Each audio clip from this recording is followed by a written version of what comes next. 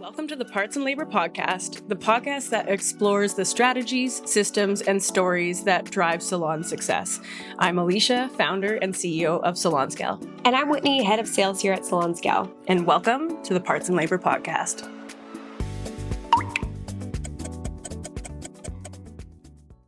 Thank you for tuning in to the Parts and Labor Podcast. My name is Whitney, and I have here my host, Alicia. And today is very special because we have our very first guest, who is Jason Everett, who is the owner of High Performance Salon Academy. Thank you for coming, Jason. Bam pow! Man, that's exciting to be your first guest. I don't even know. Like, I'm so honored. Guest one, baby. Guest one. I'll take it. It had to be you because, you know, Salon Scale and HPSA have had this great partnership for many years now. Yeah. And so we're so honored to have you on. But I think, you know, for those who haven't heard of HPSA, I'd like to start by finding a little bit about your company and kind of what you have to offer. Yeah. So I would just say in general, I mean, look, High Performance Salon Academy, our mission is to elevate the world's perception of the salon spa industry. We do that by adding another 1, 2, or if you want like another $1 million of profit to your bottom line, that's kind of my jam, but at least like another $100,000 or $200,000 of bottom line profit. Most salon owners, in fact, only 7% of salon owners make a profit, 20% are breaking even, and the rest of them are going broke, literally to keep their salons open, which is why Salon Scale was such a big deal. That's why we've been partnered with you guys for such a long time, is that, you know, understanding the ways to turn a profit in a salon are very complicated, but they don't have to be. And that's the whole thing, is like we are obsessed with finding business owners more profit, but without placing profit above the people. I think the second I say profit, there's some salon owner somewhere that's like, oh, you greedy profit bastards. Like, that's it, right? And I go, look, it's not about being a greedy profit bastard. It's just saying you should be in business to earn a profit. Like an employee gets a paycheck, a business owner should make a profit. And if you're not making a profit and you're listening to this podcast, cough, cough, you should probably get Salon Scale involved. And we call it Profitable Backbar is the way we refer to it, or transparent pricing to your guests. And the idea is that's where we pioneered that like years and years ago, before everybody was touting it from the rooftops on like Parts and Labor, right? Everybody's like, oh, I have this new thing called Parts and Labor. I'm like, you should probably talk to Alicia and I like 10 years ago, but that's fine. And I think it's one of those things, is it's becoming a little bit more commonplace, but there's still a lot of salons that are doing it wrong, that are like not using it to their advantage. And you guys just have some really cool things. And it's been fun to work with you guys for the years that we have.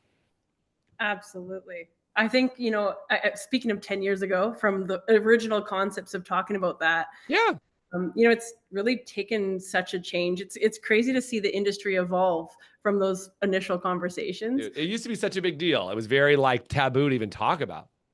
Oh, and I think that's kind of, you know, a good topic of today is, you know, I think is like dealing with that. You know, I feel like sometimes when people think about parts and labor, they think about using backbar technology or even, you know, how to pair these kind of methods and tools together. We still get a lot of people that have that kind of initial resistance, or they're like, oh, what is this thing? I don't like this. I price myself the right way. So, you know, that's gross. Your world, tell me about that. When people are interested in the profitable backbar system, how is that to get them on board? Well, look, at the end of the day, I think everybody's resistant to change at first. Like, I heard this new method of accounting and I was like, I don't know if that's really something I should do. And then I like resisted it for a year. Then I finally did it and I made a ton of more money using it. And I was like, okay, I probably should have got over myself a lot faster. But I think with salon owners doing profitable backbar, and again, you know, using parts and labor pricing, and depending on what you call it, like, it's all good. But the goal is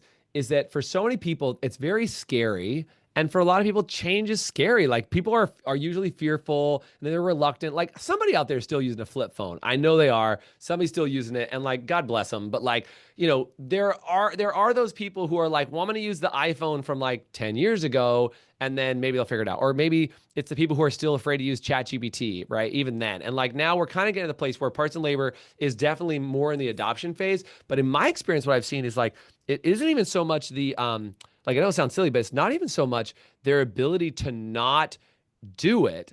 It's actually they're doing it wrong, thinking they know the right way to do it, right? Because what they'll do is they'll do kind of what they used to do, which is they'll just like eat the cost of it. They're like, well, now I'm measuring, but then I'm going to do it this way, or I'm going to measure just the waste of it. And they do all these other weird things that screw up the process, and they actually don't mark it up appropriately. So I meet people all the time. They're like, well, I didn't want to mark it up. And that's like, salon owner kiss of death is you don't charge your worth. So what do they do when they get a scale? They don't charge their worth there either. And so it's like, you just kind of continue bad habits. And that's where, like, in the academy, we're like, hey, are you okay if, as a coach, I point out your bad habits, show you how to fix them, and then make you realize what the benefit is of fixing your bad habits? And that's why, Alicia, I'll never forget when you were at one of our events and I'm like, hey, how many of you guys use Salon Scale? Like 80% of the room raise their hand. They're like, we all use Salon Scale. I'm like, how much have you made? I'll never forget your face when this happened. I'm like, how much? And they're like, 30 grand, 50 grand, 80 grand, 100 grand. And I just watched your face just get so proud, and not like proud of like yourself, but proud of them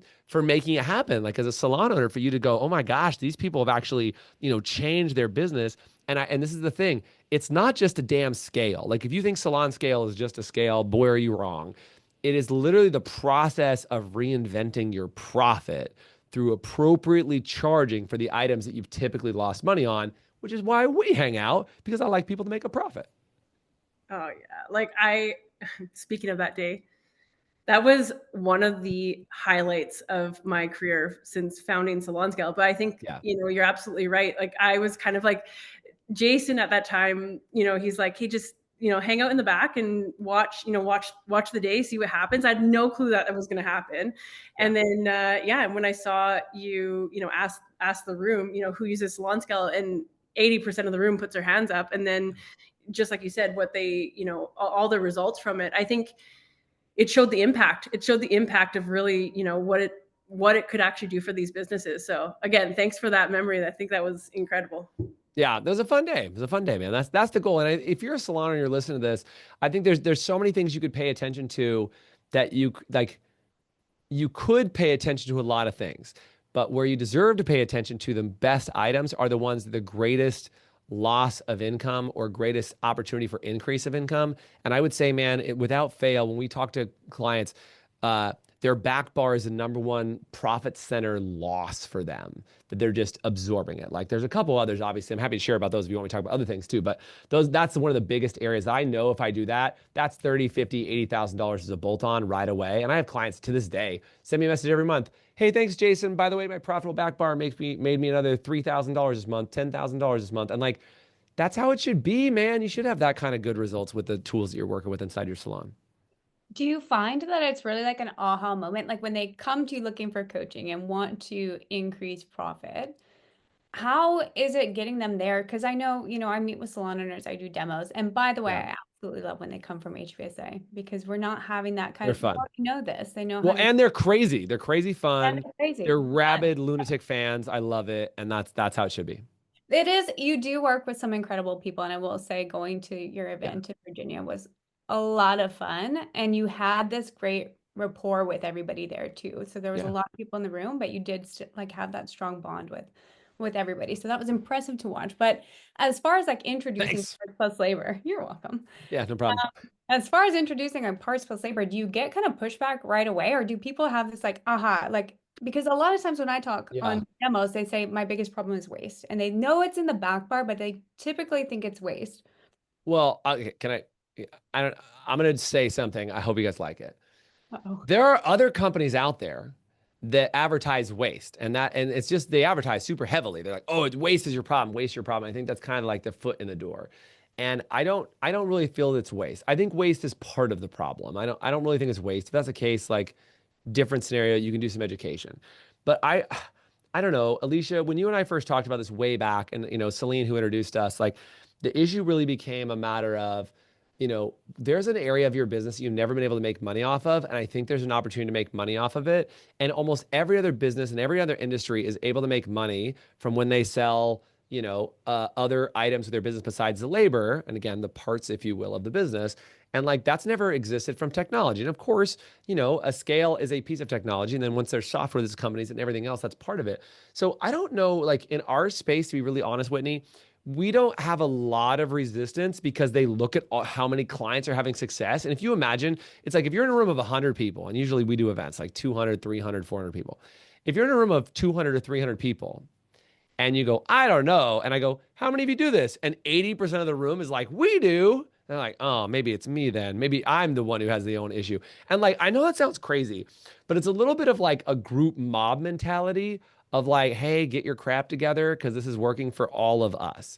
And like, I'm going to give you, can I give another bonus tip while I'm on here? I know doesn't have to do with you guys, but can I give one? Is that okay? Absolutely. Like if a salon owner's listening, let me just make you some money while you're here. That's all I'm saying. I'm just going to give little gifts. One of the other things, it sounds really funny. I know when I'm onto something when people resist me. Does that make sense? Like I know I'm onto something when people are like, that'll never happen in this industry. I'm like, watch, I'm going to change it, right? So if you rewind back about 2 years ago, I was like, hey, credit card fees are a really big deal.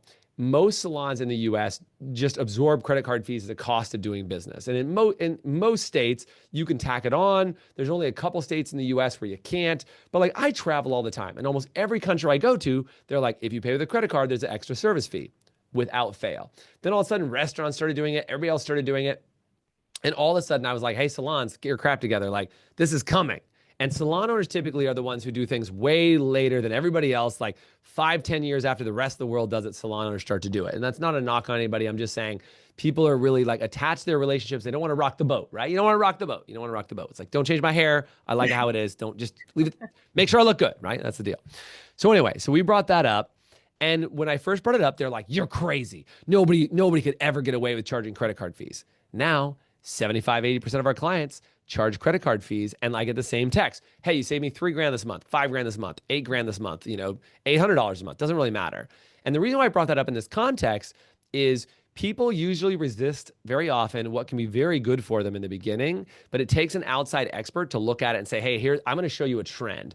And very often you have to be thought of as crazy, and then fast forward however many years, then they'll think of you as smart. Right? You have to be crazy if you like, what's the quote? If you want to change it, you have to be crazy enough to change the world. You have to be whatever the quote is. I'm screwing this all up. But like, if you want to be seen as one of the crazies who changed the world, you have to be willing to be crazy. Some version of that, right? And I think that's a very poor version of that Apple quote. But I think the idea is that people in our world, there's this mob mentality because they get it. But when we talk to people, like I was just at another conference, I was at a Euphoria conference, and like I asked how many of them doing parts and labor pricing. And now what I see publicly is that a lot of people are like, yeah, we're doing it. We have this tool or this thing, and there's other ones out there, right? They have this other thing, and I'm like, great. Are you marking up the back bar? They're like, no, we just absorb the cost. And I'm like, fail. Like you did it wrong. I hate to say wrong, because if you don't want to do it that way, that's fine.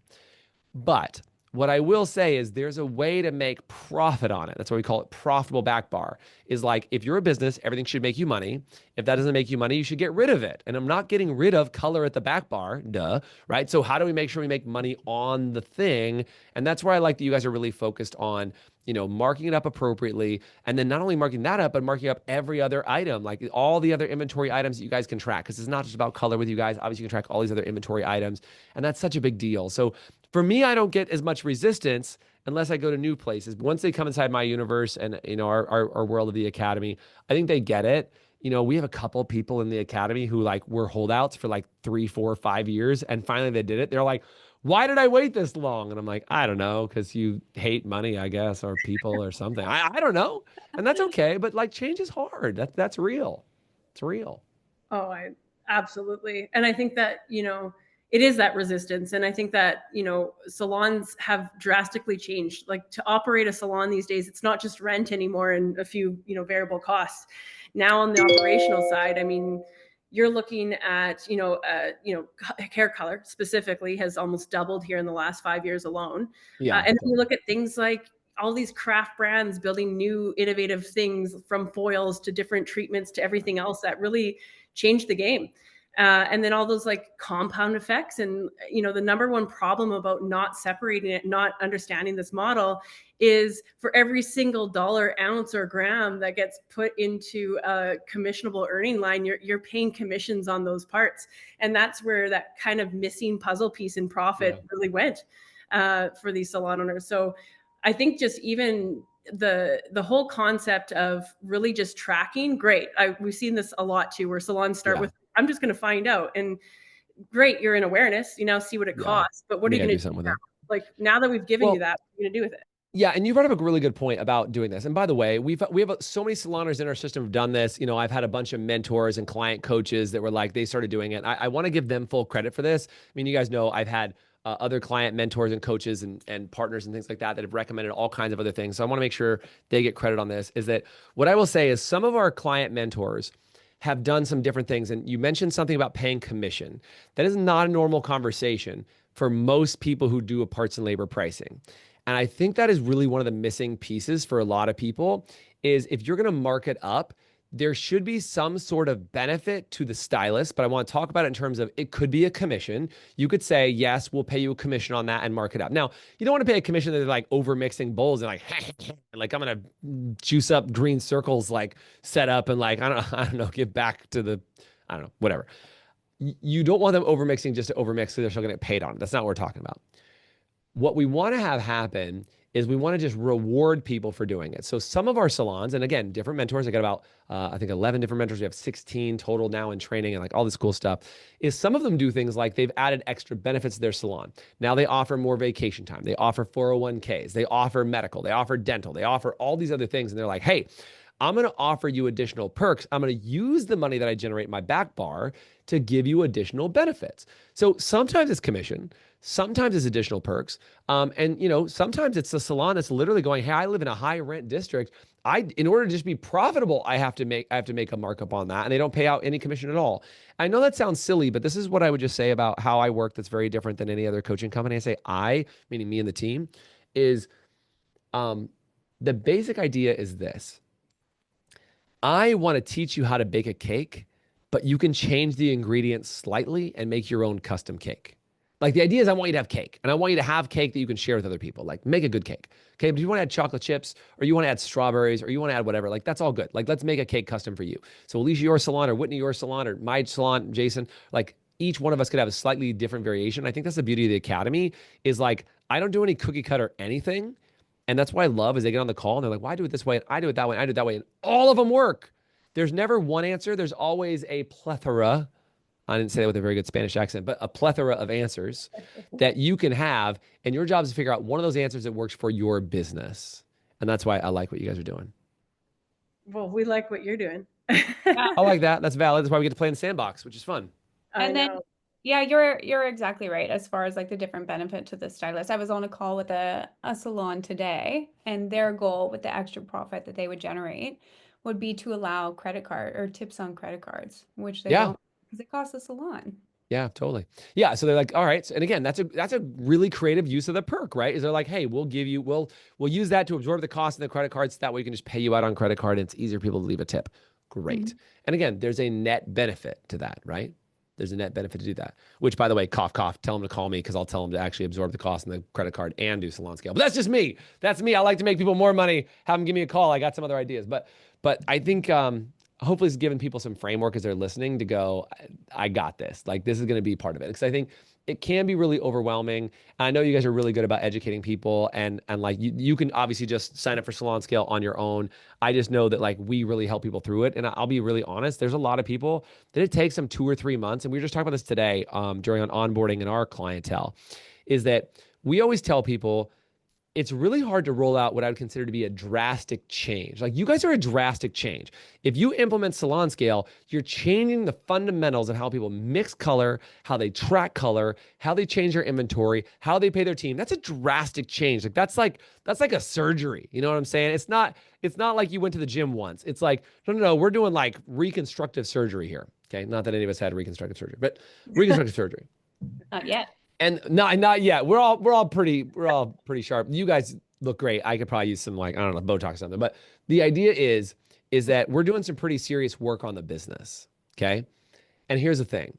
When you do some serious work, you have to have some foundations in place in order to make sure that you don't fall apart.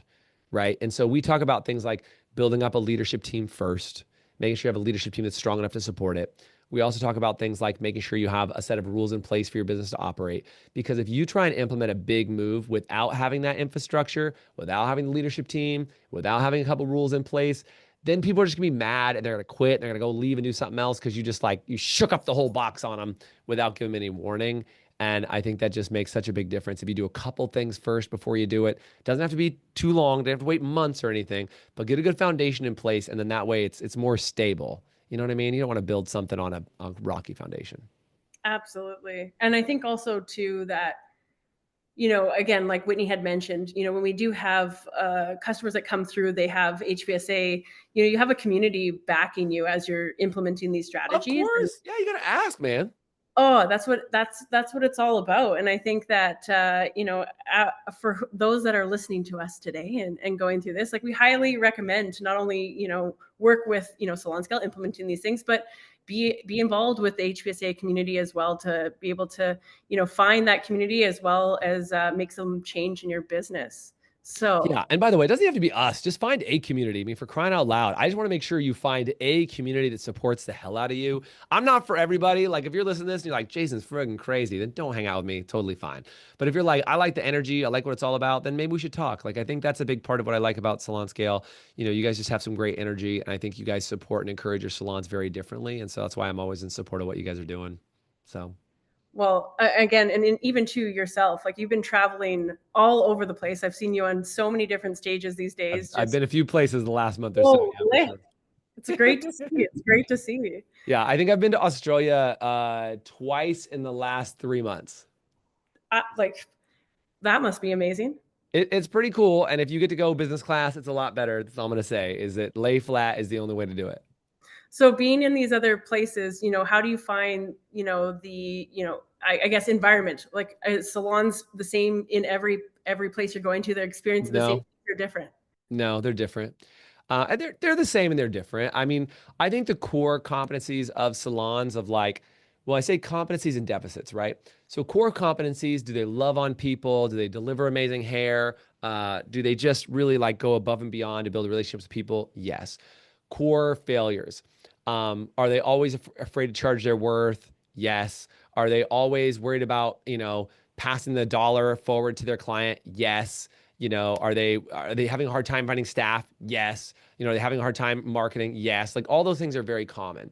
But what's different in different states and different, countries, like throughout the US is a little bit more consistent, but like California is a different problem than New York has. And like everybody's got their own degree of problem. And I think it's just like people in hair, right? Like all three of us on here have different hair, different types, different personalities. And I think that's what makes it really unique, is just being able to solve those problems in all those situations. And like, I have the most ADD,